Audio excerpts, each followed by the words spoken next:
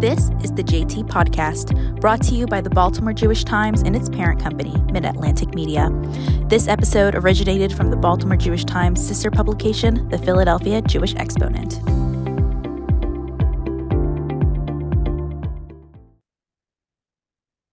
Welcome to the Jewish Exponent Podcast. I am your host, Jared Safran. I am here today with TV and film producer and Jewish educator Todd Shotz. Todd recently produced the YouTube special called Recipe for Change, Standing Up to Anti-Semitism, featuring Adina Menzel, Ilana Glazer, and Moshe Kasher. And he won an Emmy Award for that, for Outstanding Daytime Special. He is also the executive director of the Jewish educational company Hebrew Helpers, which is a nationwide Jewish studies program that has become the go-to company for bar and bat mitzvahs on both coasts. Todd has recently been a part of the Netflix film You People, starring Jonah Hill, Eddie Murphy, and Julia Louis-Dreyfus. He's been a consultant on Jewish representation in film and TV. He was also part of Grey's Anatomy. But most importantly, Todd is from the Philadelphia area. His family goes back a few generations. He went to an Old York Road synagogue growing up, right, Todd? That's right. Tell us a little bit about that. Yeah, so I am, well, first of all, Jared, thank you so much for having me on, and I'm glad to get to know you.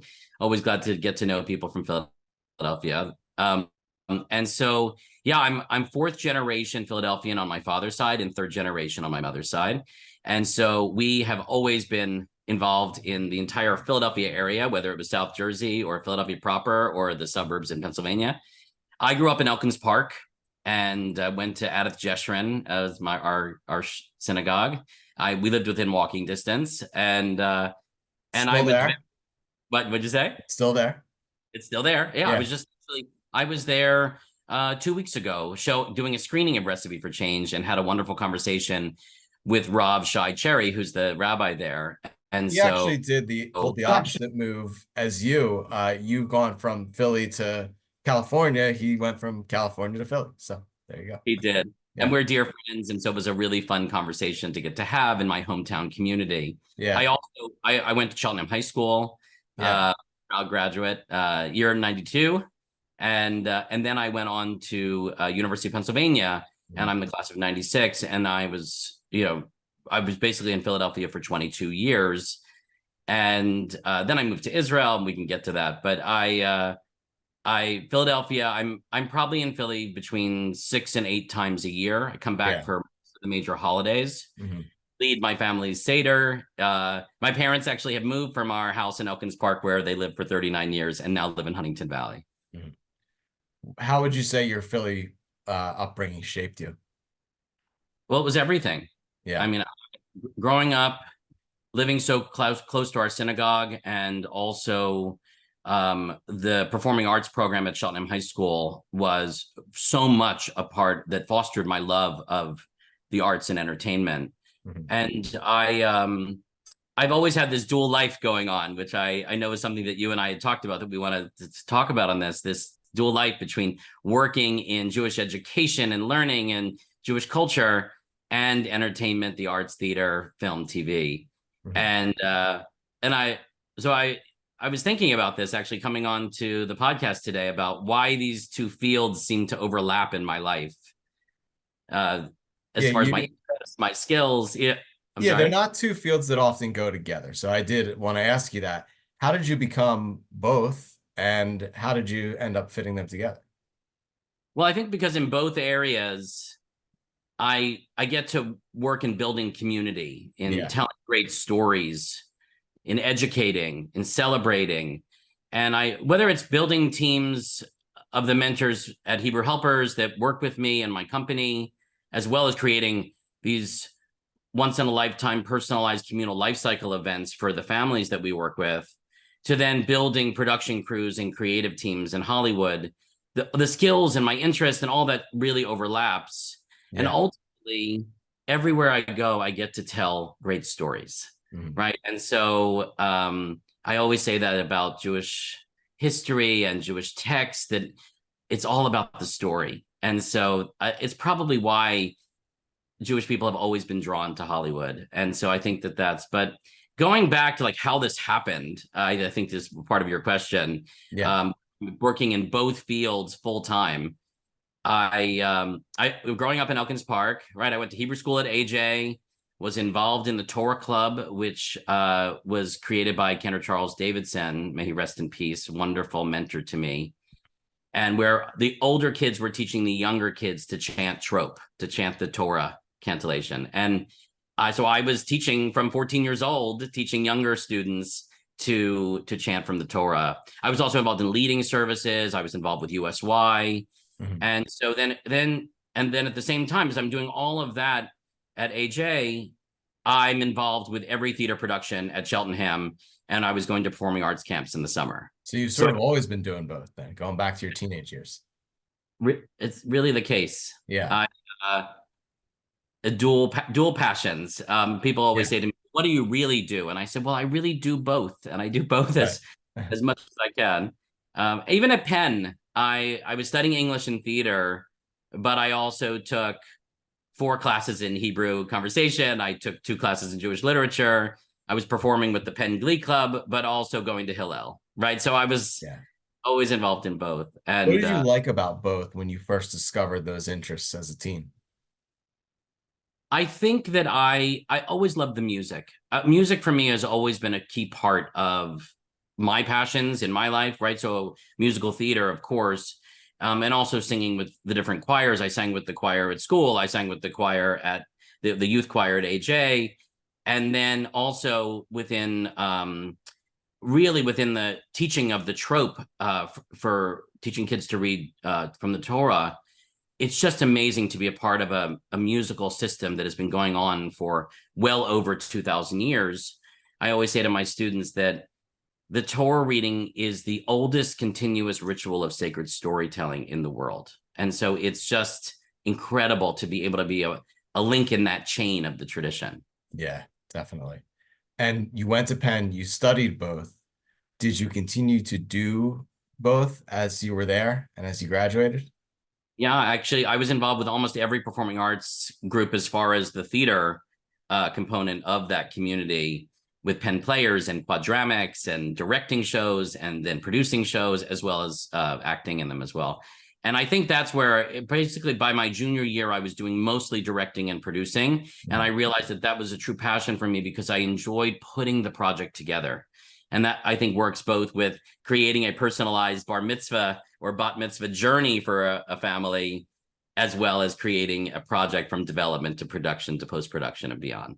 Yeah. So once you graduated from Penn, did you feel like you had to make a choice, or did you always say, I want to keep doing both of these things?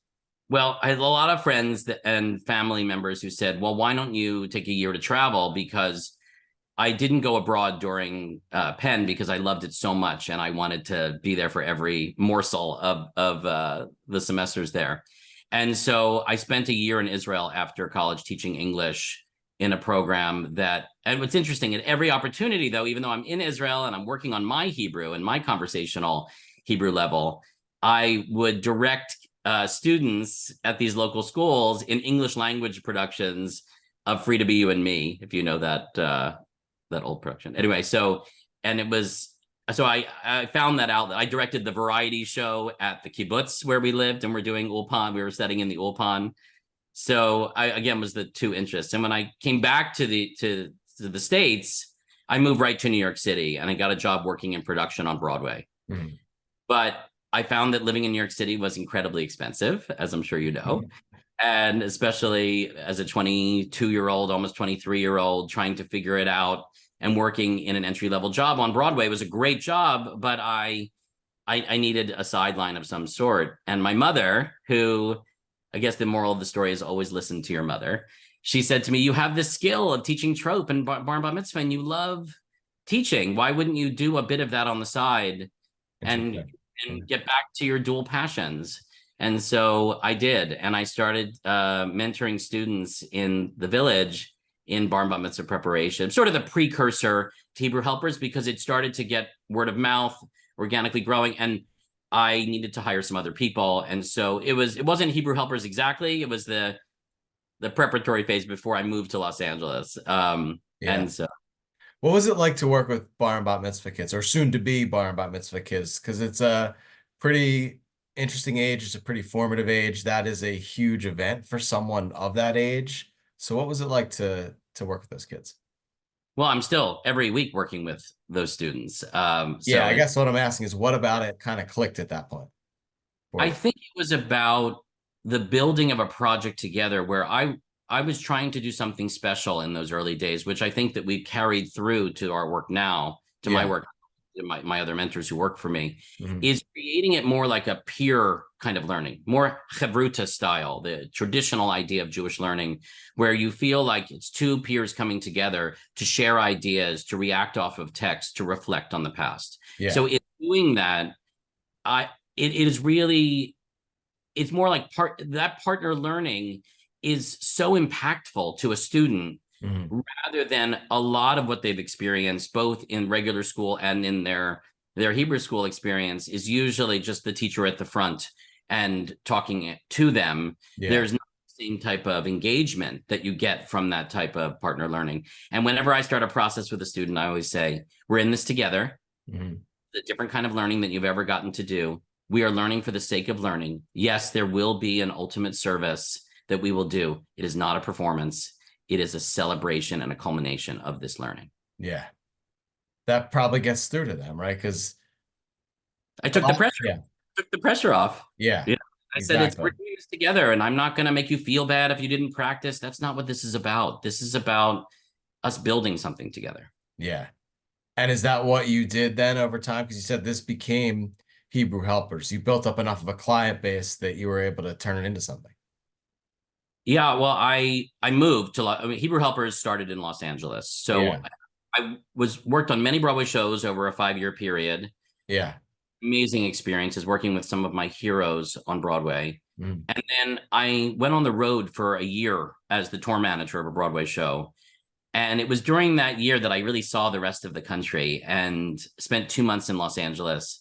And my brother, Dan, who, of course, also grew up with me in Philly, and I'm actually the oldest of four. My brother, George, lives in San Francisco, and my sister, Annette, is in Philly with her husband and 2 kids. Mm. And so my brother, Dan, had, and his high school sweetheart, they've been together ever since high school. They went to Germantown Friends School, and his wife Emily went to, now they're married, went to Penn with me. They had moved right from college, and so they were here. And my brother, I don't know whether you've been tracking his unbelievable success. He is the showrunner, the head writer, producer, runs the whole show of Percy Jackson and the Olympians for Disney Wow. Plus. Yeah, good And for him. he also has another amazing show called The Old Man with Jeff Bridges and John Lithgow. Hmm. And so he's out here too. We live around the corner from each other. Yeah. And, so I came to LA with no job. I had been on the road for a year, so I'd saved up some money, and I started teaching bar mitzvah preparation all over LA. Mm-hmm. And at the same time, I got a job working as an executive at Bruce Willis's production company. But then while I'm working full time, 40, 50 hours a week at the production company, and I'm teaching maybe 6 students on Sundays, I started getting so many calls from parents. It was amazingly overwhelming. I always say it was, and then I started hiring other mentors, and that's when Hebrew Helpers was born. Yeah. And it was really organic. It was an organic growth due to word of mouth, and now we're all over the country. Hebrew Helpers is actually in 11 regions in the United States. Yeah. And Debbie Jaffe, who is my best friend since forming Hebrew Day School, which then was housed at Beth Shalom congregation right around the corner from AJ in Elkins Park. She runs the West Coast operation from Philadelphia. Philadelphia is actually our East Coast hub. And now we've gotten the chance on the East Coast to work with hundreds of families over this past, I think it's about 8 or 9 years that we really expanded to the East Coast. What do you think about it is about Hebrew Helpers that appeals to people? I think it's because we create personalized B'nai Mitzvah services. And as I was mentioning to you before, that philosophy that I developed back in New York for really impactful learning, with students caring about what they think and having those crucial discussions with them. This is such a pivotal moment in their lives in which their whole community is getting together, whether that's a private service community where it's their family and friends, or it's at their synagogue where they grew up. people we're asking them what they think. We're asking to hear their voice. Mm-hmm. And so it's organically grown so much because people come to one of our services, and so we don't advertise at all. It's all just from people either experiencing what we do or telling their friends. And we do services everywhere, from backyards to restaurants to the beach to and a lot of destination services. Mm-hmm. So of course Israel. And we're so looking forward to eventually being able to go back to Israel. I didn't get to go the past one trip, and now I'm unfortunately not gonna. I'm going myself this summer, but we don't have any bar mitzvahs planned at this time during the war. But we've done Israel, of course, so much over the past 15 years. Hebrew Helpers actually has been around for 19 years. We just had our 19th birthday last week. Mm-hmm. But we've done Prague and Shanghai and Venice and Crete and all these places that have such rich Jewish heritage, and it becomes a once in a lifetime kind of trip for the family. Yeah. I have actually a real Torah, like a full on Torah that fits in a backpack that I can put in the overhead when I'm flying around doing these services. Yeah, very cool. Yeah. So you worked in Broadway too back when you were in New York. You got out to LA. You worked for Bruce Willis's company. How did you kind of build your career in that area too? Yeah, so I was at Bruce Willis, and Arnold Rifkin was his business partner, who they built this company and made dozens and dozens of movies together. I was so thrilled to learn there, but I left in 2010. So I was there from basically 2003 to 2010, and I started my own production company after that. And some of it was due to, in part, that Hebrew Helpers had really started to grow, and so therefore I wasn't beholden to the salary at the production company. I could really chart my own course in projects that really spoke to me. And although I loved all of the projects that I worked on there, but some of them were horror movies and action movies and reality shows and these things that weren't technically speaking to my heart and what I hope to be my legacy in film and TV. So my production company that we started really takes the chance to find those projects that are giving voice to marginalized voices, or documentary causes that I care about, whether it's for the Jewish community or for LGBTQ plus stories. And my business partner, Tim Kirkman, who's a wonderful writer director, an Emmy nominee himself, he and I work every day together creating projects that we care about. And so we've gotten to make a lot of projects, and actually I was just in Philadelphia in November, at the very end of November, right before Thanksgiving, showing The Grotto, which is our latest feature film, written and directed by Joanna Gleason, who's the Tony Award-winning actress from Into the Woods. She's a huge film and TV actress for Crimes and Misdemeanors and Boogie Nights, and everybody will be looking her up when they watch this. But so Friends, The West Wing, she's in a lot of things. She wanted to make her writing and directing debut at 71. So you can imagine for Tim and me to have the opportunity to produce that, to give her that chance, it was incredible. And so she and I actually came to Philadelphia, and at Fringe Arts, that great venue, we got to show to my hometown crowd. Our last stop on the festival tour was in Philly, after a year of doing festivals and winning awards and all this cool stuff. That's cool. And so it was hosted actually by the QFlix, the LGBTQ plus film festival in Philly, and the Women's Film Festival in Philly. And so they co-presented it. What are some projects that you've done since 2010 that you're particularly proud of? Probably the film that I'm the most proud of is called Lazy Eye. And you can catch it. It's on all the major streaming services, Amazon, Tubi, iTunes, all those things. It was on Netflix exclusively for 2 years. But we made it back in 2016, and the business has changed so much over the years that like Netflix put it on for 2 years, and then it went off, and then it was on Amazon Prime. But Lazy Eye is a romantic drama with lots of comedic moments about a gay couple who reconnect after 15 years of not seeing each other. And it's a lot of talk about what do we see for our lives? What do we hope our lives will turn into? And so Tim wrote and directed it. It's just a beautiful, we shot it in Joshua Tree, which for those maybe not familiar is an incredibly beautiful desert region, very close to Los Angeles. Yeah, that's cool. Really proud of that. And then we made a documentary called Latter-day Jew that's about a gay Jewish Mormon, a gay Mormon comedian who converts to Judaism. And when we meet him, he now wants to become a bar mitzvah. And this is all after he survived cancer. So it's a documentary, a real guy, unbelievable story. And that's now streaming as well. Yeah. So we've gotten to do some really cool stuff. I made a documentary about Sly and the Family Stone. We made a short film, Joanna's short film. That's a beautiful thing called Morning into Night. But what's amazing is as I'm doing this, my worlds have started to collide in a good way. They've started to overlap. And so many of my students' parents, of course, are also in the business. And so they've come to me and said, we have a Jewish character, or we have a Jewish storyline, or we have something that we need authentic and accurate consult on, to make it so that that'll be represented correctly. And that's where my work as a Jewish representation consultant has started to flourish. Yeah. Have any good ideas come from that? From people saying, hey, what about this idea or this character? Well, no, they're coming to me usually with a project that they're working on, and they're asking me. Okay. Got it. Okay. Consult on it. Yeah. But I do have a lot of Jewish projects, that some of which I'm not ready to share yet, but that are coming down the pike. And my goal, and I'll just tease this right now, is that I'm planning to come to Philadelphia this summer to shoot a documentary short about an important project that's happening in the Jewish community. Oh, cool. All right. There's the tease. Yeah, there's a little tease. Yeah. You'll have me back, Jared. Hopefully you'll have me back and we'll talk about that one. Would love to. So so you're gaining connections and you're doing some consulting work on some films and TV shows. As we mentioned off the top, one of the recent ones was You People on Netflix, which came out a couple of years ago, starring Jonah Hill and Eddie Murphy. So you consult on Jewish representation in film and TV. Representation is a hot topic these days.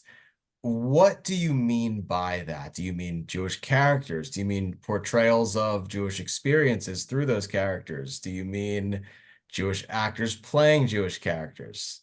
Yeah. That is a huge question. And so we'll start to unpack it. But You People was sort of the beginning of this for me, because I got a call from Kevin Misher, who's the producer of that and who went to Penn, and I worked with his kids for in Jewish learning. You People, actually, believe it or not, you said it was a couple of years ago. It only came out in January of 2023. Yeah. I know. But time has we have what no does that idea say about time in the 2020s. Yeah. So true. Yeah. So but it was shot actually in October of 2021. Yeah. Right while I was shooting The Grotto. I ran away for a couple of days. That film was a different story because I was not hired as the Jewish consultant on that film, even though there were a lot of articles that said I was the Jewish consultant. I was specifically hired as the Jewish technical advisor to help with one specific scene, which was the opening scene that takes place at a Yom Kippur service. Right. So they came to me because there were very few people with a Jewish background working on the project, and they wanted to make sure that they got it right and that it felt like an authentic Yom Kippur service at a reform or conservative synagogue that would be in a more of a ballroom at the Skirball Center, which is the big museum cultural center here. Because I'm not actually that surprised to hear that they didn't have too many Jews working on that movie, because I don't know, some of the stuff didn't quite seem accurate to me. Like Jonah Hill's character's family, who is Jewish, they had servants, which I've never met a Jewish family that's had servants. Maybe really wealthy Jews in Los Angeles or other areas do, but I personally have never met one. So there was a lot of other stuff like that too that it just didn't quite seem right to me. Well, the script was written by Jonah Hill and Kenya Barris, right? So they were representing their communities as they understand them to be, and that's all a writer can do. Yeah, is like create art from their own experience. Yeah. There were plenty of Jewish producers working on it. Yeah. But a lot of the design crew did not grow up with a Jewish background. Got it. Okay. They were the ones calling me and saying, can you help us with the production design for that scene, the prop design, the costume design? I also coached 254 extras to be able to participate in the Vidui, the confessional prayer, where they're pounding on their chest, and then also there was one other little scene that I got involved with, which was where Julia Louis-Dreyfus and Rhea Perlman speak to each other in Yiddish.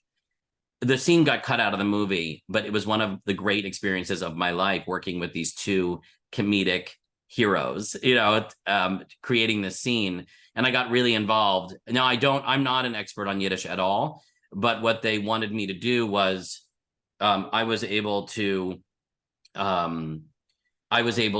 find a Yiddish expert, Sarah Bernor, who's a professor at Hebrew Union College, to consult on it remotely. Yeah. Because the reason that it's so perfect for me to be involved in this, because I understand how a set works. Mm-hmm. I understand how what everyone's roles are on a set. Mm-hmm. So I could go to the script supervisor and advise as to what take had the Hebrew pronunciation perfectly. Not for you people. I'm actually thinking about Grey's Anatomy, because Grey's Anatomy, that was an incredible experience. You people premieres in 2023. Mm-hmm. In January, and within a week I get a call from the unit production manager of Grey's Anatomy, who is a friend and someone who saw that there was a storyline coming down the pike in their season in which a bar mitzvah student is a patient. And he gets nervous in the CT scan and starts chanting his Torah portion for his upcoming bar mitzvah. And so they wanted to make sure that the Hebrew was going to be sung correctly. And so I was hired just for a day, basically. I mean, I met with him the day before, and I became fast friends with him and his mom, who, of course, was on set with him. Yeah. I made sure that he was all set. And so when he did 5 or 6 takes from different angles of him singing this one verse of Torah, which he did flawlessly, mm-hmm. except for one take, he sort of mispronounced one word, and he was kicking himself because actors are so dedicated to getting it right. And he's really, now I think he's almost 15, or maybe he's already 15, but at the time he was like just 14, and he was really dedicated to his craft. Yeah. And so I went right to the script supervisor and said, make sure they don't use take number 2, because he did all other 4 takes perfectly, and that was just the one that had a little flub. Right. So it sounds like representation then, when you work on movies and TV shows, means getting it right, getting these common Jewish experiences right down to the most minute details. Is that accurate? Yeah. So when I'm considered the Jewish consultant on the project, like I am for Grey's Anatomy, that I'm reading the whole script. Yeah. I'm involved with the writers, the director, the design staff, the assistant director who's running the set, to enable the actors and the director to create something that feels authentic and accurate. Mm-hmm. And so what's interesting is that the Grey's Anatomy, I started on episode 14 of last season as just helping with that one moment. But while I'm there on set, the unit production manager pulls me into a production meeting and says, in our next episode, they just decided that he has to have the bar mitzvah on set. I mean, in the hospital, that he has to have the bar mitzvah in the hospital chapel. Yeah. I got to basically stage a personalized Hebrew Helpers kind of bar mitzvah in the chapel at Grace Sloan Memorial. Yeah. So then all of a sudden this 2-day thing became 5 weeks of working on the show. Yeah. To prep that scene, to figure out how it was going to work. And they were really responsive to my feedback as far as the rest of the arc of that character, as well as of his family, because there's a great grandfather who survived the Holocaust, and there was a lot to unpack for the actors and for the director and for the writers as they developed that storyline. So can I ask you what you get paid to come in and be the Jewish guru on this stuff? You never tell. No, so it was interesting. So it started off as an idea like it'll be this many hours. Yeah. And then when it became a 5-week period, then it becomes more about a fee, right? Because we're taking a million phone calls and emails, and we're working in production. So that same kind of thing happened to me on Recipe for Change, which I want to make sure we cover, because it's now people can watch it. It's on YouTube. Yeah. And it's a really important show that both celebrates Jewish culture as well as talks about the ways in which we can stand up to anti-Semitism and just identifying the issues that are facing the Jewish community. I was supposed to work as the consultant on that show for, I believe it was like 6 weeks in 2021 into 2022. and it turned into 6 months. Yeah. I was supposed to be the consultant, but that show, because it was so many moving parts and such a collaboration by this huge team of producers, they very quickly brought me on as the consulting producer. So I was actually had producing responsibilities in addition to being the one with the most Jewish knowledge on set and in the development of everything. It's interesting in Hollywood, there are these very specific roles, like when you're working on a certain project and you have to get it right. And you've sort of found a niche given your background and some of the other work you do. And it's also a fine line. You're saying the roles, but it's also, I have to do as much as I can to advocate for accurate representation, but also I'm not the writer director. And so most of the times I'm not the producer. So I want to make sure that I'm helping them to ensure their vision and understanding my role in that and not stepping on toes. And it's very interesting because I think that there have been Jewish consultants in the past who were maybe professors or rabbinical folk or someone that was an expert in the field, but didn't necessarily speak the language of the set. Yeah. And so that's where I find myself in this unique crossroads. And I have to tell you, this has been such an incredible couple of years in trying to figure out how I can serve the Jewish community by making sure that we're, at least in the things that I'm trying to work on, that we're accurately represented. And it's and then to win an Emmy Award for working on a project after working in production for almost 27 years, whether on Broadway or in film or in TV, and then to win for something that's about standing up to anti-Semitism and celebrating Jewish culture. Let's just say my parents are really proud. Well, that's what we're all going for as Jews, right? Todd Shotz, thank you for joining us. It's such a pleasure. Thank you, Jared.